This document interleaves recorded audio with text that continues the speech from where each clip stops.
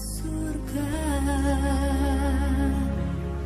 Inginkah ku punya hati sebagai hamba yang mau taat dan setia padamu Bapa, kemanapun ku bawa hati yang menyembah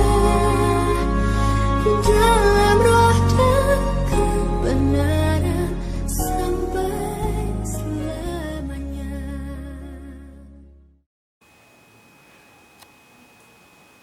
Shalom, saudara-saudara sekalian yang dikasih dalam Tuhan kita Yesus Kristus. Kembali lagi dalam video kali ini kita akan sama-sama belajar Alkitab, atau kita akan belajar bersama-sama tentang firman Tuhan pada kesempatan refleksi perenungan kita pada kesempatan hari ini. Sebelum itu, mari kita satu dalam doa memohon pimpinan Roh Kudus. Mari kita berdoa. Bapa dalam kerajaan sorga, terima kasih Tuhan atas kesempatan kali ini kami kembali untuk merenungkan akan kebenaran firman-Mu. Biarlah kuasa Roh-Mu yang kudus boleh membuka hati dan pikiran kami agar kami dapat mengerti akan kebenaran firman-Mu. Sebab ya Tuhan, sertailah kami dari awal hingga akhir refleksi kami pada kesempatan hari ini. Kami berdoa dalam nama Yesus Kristus. Amin. Baiklah, saudara-saudara sekalian yang dikasih dalam Tuhan kita Yesus Kristus, kita buka Alkitab kita, pembacaan Alkitab kita dari surat Paulus kepada jemaat di Roma. Surat Paulus kepada jemaat di Roma atau Roma, surat Roma pasal 6 ayat 15 sampai 23. Roma pasal 6 ayat 15 sampai 23. Judul perikopnya adalah dua macam perhambaan. Ini satu perikop ya, teman-teman, saudara-saudara, jadi agak panjang. Kita akan baca. Jadi bagaimana? Apakah kita akan berbuat dosa karena kita tidak berada di bawah hukum Taurat, tetapi di bawah kasih karunia? Sekali-kali tidak. Apakah kamu tidak tahu bahwa apabila kamu menyerahkan dirimu kepada seseorang sebagai hamba untuk mentaatinya, kamu adalah hamba orang itu yang harus kamu taati, baik dalam dosa yang memimpin kamu kepada kematian, maupun dalam ketaatan yang memimpin kamu kepada kebenaran. Tetapi syukurlah kepada Allah, dahulu memang kamu hamba dosa, tetapi sekarang kamu dengan segenap hati telah mentaati pengajaran yang telah diteruskan kepadamu. Kamu telah dimerdekakan dari dosa dan menjadi hamba kebenaran. Aku mengatakan hal ini secara manusia karena kelemahan kamu. Sebab sama seperti kamu telah menyerahkan anggota-anggota tubuhmu menjadi hamba kecemaran dan kedurhakaan yang membawa kamu kepada kedurhakaan, demikian hal kamu sekarang harus menyerahkan anggota-anggota tubuhmu menjadi hamba kebenaran yang membawa kamu kepada pengudusan. Sebab waktu kamu hamba dosa, kamu bebas dari kebenaran. Dan buah apakah yang kamu petik daripadanya? Semuanya itu menyebabkan kamu merasa malu sekarang. Karena kesudahan semuanya itu ialah kematian. Tetapi sekarang, setelah kamu dimerdekakan dari dosa dan setelah kamu menjadi hamba Allah, kamu beroleh buah yang membawa kamu kepada pengudusan, dan sebagai kesudahannya ialah hidup yang kekal. Sebab upah dosa ialah maut, tetapi karunia Allah ialah hidup yang kekal dalam Kristus Yesus Tuhan kita. Sekian pembacaan kita pada kesempatan kali ini. Itu sekali lagi dari Roma pasal 6 ayat 15 sampai 23, dan kita akan merefleksikan firman Tuhan kita ini dalam tema membangun pertahanan yang solid, atau dalam tradisi sepak bola yaitu catenaccio. Ya, catenaccio. Jadi temanya, saya memilih tema yang unik ya teman-teman, saudara-saudara. Yang video sebelumnya, kalau misalnya teman-teman, saudara-saudara melihat channel YouTube ini, di situ juga saya memberikan tema yang juga unik, yaitu total football ya. Beberapa video sebelumnya. Karena di channel ini tidak hanya belajar Alkitab, tetapi juga belajar pendidikan agama Kristen. Jadi video-video yang sebelumnya itu banyak ya. Nah, tinggal saudara-saudara cari saja di situ, belajar Alkitab Total Football. Nah, pada kesempatan kali ini belajar Alkitab, temanya adalah catenatio, yaitu membangun pertahanan secara yang solid. Pembacaan kita tadi dari Roma ya. Roma sebagaimana kita tahu sampai sekarang namanya juga tetap Roma ya, yaitu sebuah kota atau tepatnya ibu kota dari negara Italia. Yang dulu namanya Roma, sekarang namanya tetap Roma juga sampai sekarang ya, saudara-saudara. Karena kan ada kota-kota yang dulunya namanya apa, sekarang berubah ya. Tetapi untuk kota Roma dari dulu sampai sekarang tetap namanya Roma gitu ya. Nah, di sini kenapa saya angkat kota Roma? Di sini karena dia juga ibu kota dari negara Italia yang juga terkenal juga dengan tradisi sepak bola ya. Ini untuk ilustrasi pertama saya, saudara-saudara. Tradisi sepak bola yang kuat gitu ya. Sistem permainannya adalah filosofi pertahanan Grendel atau yang tadi ya tema kita, catenatio. Itu pertahanan Grendel, artinya yang namanya pertahanan Grendel itu pemain belakang atau back menumpuk di depan gawang. Ya, menumpuk di depan gawang. Artinya ketika back pertama dilewati masih ada back kedua. Dilewati lagi ada lagi back ketiga. Dilewati lagi masih ada back keempat dan seterusnya. Jadi itulah yang membuat pertahanan dari timnas atau tim nasional sepak bola Italia sangat jarang untuk kebobolan karena pertahanannya itu gitu ya. Karena filosofi pertahanan Grendel itulah skuad sepak bola timnas Italia sangat jarang kemasukan gitu ya. Gawangnya sangat jarang kebobolan. Inilah yang menjadi refleksi kita pada kesempatan kali ini. Maksudnya membangun pertahanan yang solid itu adalah membangun pertahanan iman kita ya, sebagai remaja dan pemuda Kristen. Seperti tadi pembacaan kita di awal-awal itu ya, ayat 15. Apakah boleh melakukan dosa, ya kan? Melakukan dosa karena kita sudah dihidup di bawah kasih karunia. Namun tidak seperti itu ya, sekali-kali tidak. Ya kan, sekali-kali tidak. Maksudnya adalah kita lihat di sini ya. Jadi bagaimana, apakah kita akan berbuat dosa karena kita tidak berada di bawah hukum Taurat tetapi di bawah kasih karunia? Sekali-kali tidak. Artinya di sini mengungkapkan bahwa Paulus ingin mengungkapkan bahwa ketika kita hidup sudah di bawah kasih karunia, kita juga jangan sekali-kali berbuat dosa lagi. Jangan sekali-kali berbuat dosa lagi, walaupun kita kasih karunia ya, bukan di bawah hukum Taurat. Nah, mudah-mudahan paham ya saudara-saudara ya. Apakah kita harus kompromi atau tetap lakukan dosa karena kita sudah diselamatkan? Sekali-kali tidak. Malah kita harus menjauhi perbuatan dosa. Sebagai pengikut Kristus, kita juga harus mampu bertahan dalam segala situasi. Dan bukan dunia yang mengendalikan kita, tetapi kita harus mampu mengendalikan keinginan kita. Dengan cara mempertahankan keselamatan yang sudah kita miliki, maka kita tidak lagi digoda oleh perbuatan dosa. Nah, artinya di sini saudara-saudara, tema kita adalah membangun pertahanan yang solid. Pertanyaannya adalah bagaimana kita membangun pertahanan yang solid itu kalau kita sendiri tidak mendekatkan diri kita kepada Tuhan? Bagaimana kita bisa membangun pertahanan yang solid kalau kita sendiri masih berbuat dosa? Ya, sebagaimana kita sebagai remaja dan pemuda Kristen ya, harusnya sudah harus bisa memilah-milah mana ini yang perbuatan yang tidak benar dan mana yang perbuatan yang benar gitu ya. Walaupun masih belasan tahun ataupun masih mungkin 20-an tahun gitu ya. Tetapi kita harus berusaha supaya kita bisa mengidentifikasi, oh ini perbuatan dosa, kita tidak boleh seperti ini.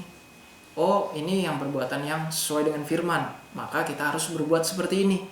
Jadi jangan lagi kita mentang-mentang kita sudah dimerdekakan, ya. Jadi dibilang tadi ya di ayat ke-20 sekian gitu ya.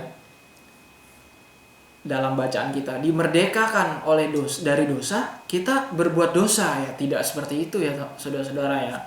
Artinya, ketika kita sudah diselamatkan oleh Yesus Kristus melalui penebusannya di kayu salib, kita tetap tidak lagi berbuat dosa. Ya.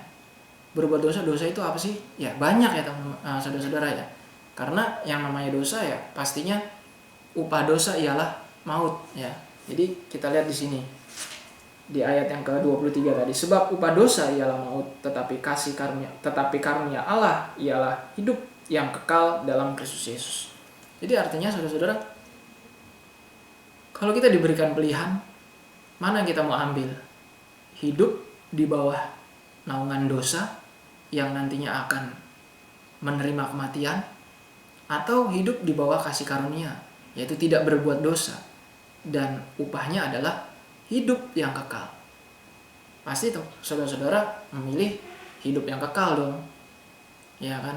Nggak mungkin dong kita memilih berbuat dosa, tetapi pada kenyataannya di dunia ini masih banyak di luar sana pemuda remaja Kristen yang memilih untuk berbuat dosa. Ini sangat prihatin ya, dan juga sangat sedih. Mengapa seperti itu? Kembali lagi, apakah gereja yang salah tidak ada perhatian pada mereka? Apakah pendeta yang salah tidak mau melakukan pelayanan pastoral pada mereka?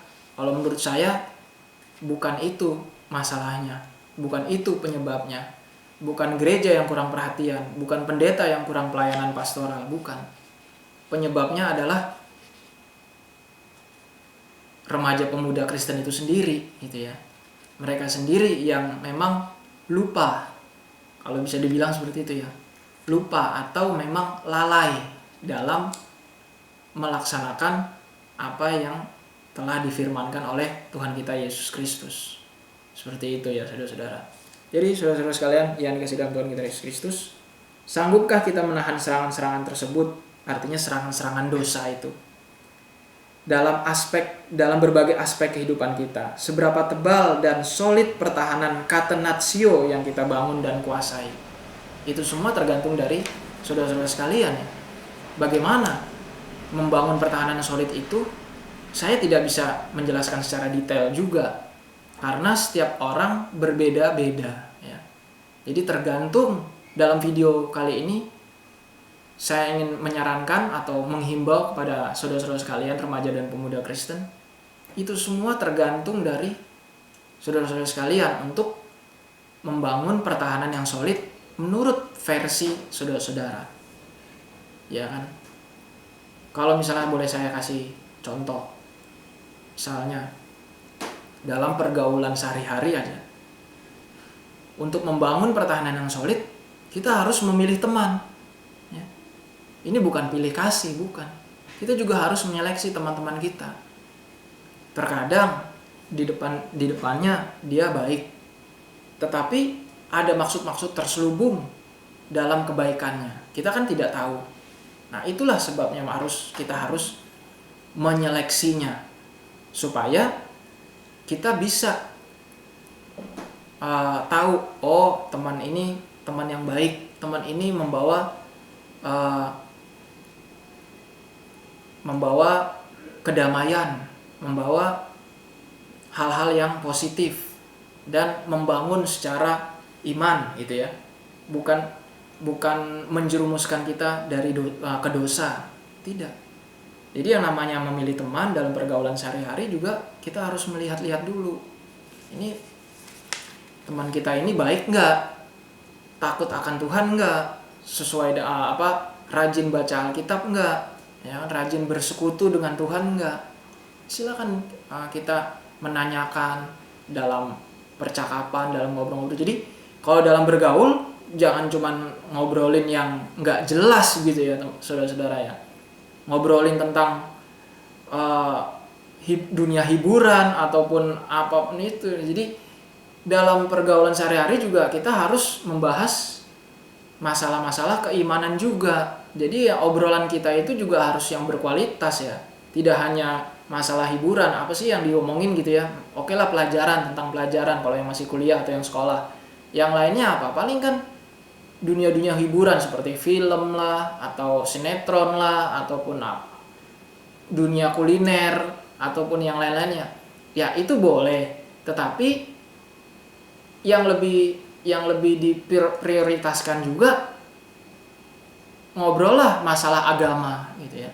Ngobrol lah masalah keyakinan, ngobrol lah masalah keimanan. Ngobrol lah masalah siapa sih Tuhan Yesus itu. Saya yakin dan percaya bahwa saudara-saudara sekalian juga masih belum mengenal siapa Tuhan Yesus ya. Mengenal hanya sebatas covernya saja. Tuhan Yesus lahir di mana, Tuhan Yesus orang tuanya siapa, Tuhan Yesus berapa muridnya, nama-nama murid Yesus. Paling sebatas itu kan, belum mendalam. Kalau misalnya ada pertanyaan, makna perumpamaan Yesus apa? Masih banyak kan perumpamaan Yesus. Maknanya apa? Mujizat yang lakukan oleh Yesus maknanya apa? Lalu ucapan-ucapan Yesus, akulah jalan kebenaran dan hidup misalnya, yang paling terkenal. Maksudnya apa itu? Maknanya apa? Apakah Yesus jalan-jalan maksudnya jalan apa? Jalan aspal, jalan raya gitu kan? Bukan. Nah, itulah yang harus digali, yang harus dibicarakan, yang harus diobrolin di pergaulan sehari-hari. Kalau tidak tahu, tanya. Tanyanya juga jangan tanya di internet ya. Tanyanya ya ke pendeta, tanyanya ya ke guru agama yang memang berkualitas juga. Gitu. Jadi jangan sampai obrolan-obrolan kita di restoran, di kantor, di sekolah, di kampus itu jangan-jangan tidak berfaedah ya. Hanya sekedar obrolan biasa saja. Buat apa gitu ya. Nah, jadi itulah saudara-saudara sekalian. Ini kasih dalam Tuhan kita Yesus Kristus. Tibalah kita kepada kesimpulan. Jadi bagaimana kita membangun pertahanan yang solid itu? Yang pertama harus kita mendekatkan diri kita lagi dengan Tuhan Yesus dengan sering memohon kepadanya lewat doa. Ya. Seberapa sering saudara-saudara berdoa dalam satu hari misalnya? 1 kali, 2 kali, 3 kali, berapa kali? Itu salah satu cara untuk membangun pertahanan yang solid. Yang pertama berdoa, sering berdoa. Yang kedua, sabar pada setiap pergumulan yang kita hadapi supaya tidak termakan oleh godaan dunia ini. Kita harus bersabar. Yang tadi berdoa, sekarang bersabar. Banyak permasalahan yang terjadi belakangan ini, apalagi sedang COVID-19 ya. Banyak permasalahan. Tapi kita juga harus sabar menanggung segala sesuatunya. Dengan demikian, kita tidak tergoda oleh serangan-serangan dosa tadi. Lalu yang terakhir, membangun pertahanan yang kokoh supaya bisa menahan diri dari godaan dunia dan agar si iblis tidak merasuki kehidupan kita. Jadi kita dalam poin yang ketiga ini, kesimpulan yang ketiga ini, saya ingin menegaskan bahwa jangan sampai pertahanan kita jebol gitu ya. Kita harus membangun pertahanan diri kita secara iman kita yang kokoh. Artinya jangan sampai kita termakan isu-isu atau berita-berita bohong ya tentang kekristenan, terus berita-berita yang tidak benar, ajaran-ajaran palsu dan lain sebagainya tentang agama Kristen. Itulah 3 hal tadi yang menjadi perenungan kita sebagai refleksi dari perenungan kita pada kesempatan hari ini. Inilah akhir dari refleksi kita kali ini. Semoga apa yang saya sampaikan boleh dapat bermanfaat dan berguna bagi saudara-saudara sekalian. Amin. Baiklah, saudara-saudara sekalian yang dikasihi dalam Tuhan kita Yesus Kristus, inilah akhir dari video kali ini dalam belajar Alkitab pada kesempatan kali ini. Kiranya Tuhan kita Yesus Kristus memberkati kita semua, dan juga sampai ketemu atau sampai berjumpa lagi dalam video yang selanjutnya. Saya Pendeta Felix Andaria, ucapan terima kasih. Kiranya Tuhan kita Yesus Kristus memberkati. Shalom.